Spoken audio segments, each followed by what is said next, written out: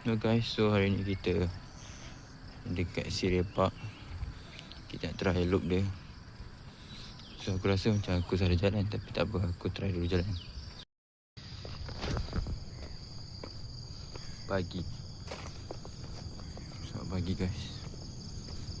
So kat sini nampak view yang menarik. Oh, slide. Oh.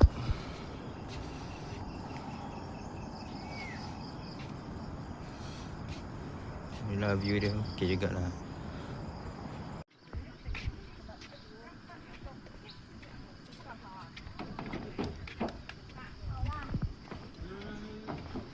So guys, kita akan teruskan perjalanan. Asal track macam ni. Salah track kat. Kita teruskan perjalanan. Sorry, sebenarnya nak sambung cakap. Tadi aku pusing balik dekat dia punya first bukit yang ada view point pertama. Lepas tu patah balik sebab nak completekan dia punya loop kan. So, ciao. Okay guys, ni kali ke 23 aku salah jalan sebab aku ikut route biasa tu. So sekarang aku ikut trail punya route. So baru jumpa tanah. Kosong kan orang nak ke sini. Yeah. So lagi aku sambung balik, okay? Ni baru betul-betul hiking. Jumpa ni route dia. Tak semua orang lalu. Tadi tu route awam tu. Jalan dia ikut orang ramai.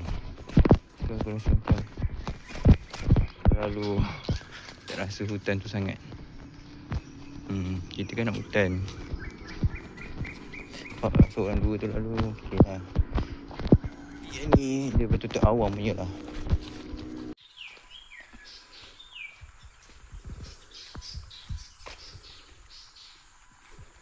Oh lawa guys. Tanah merah.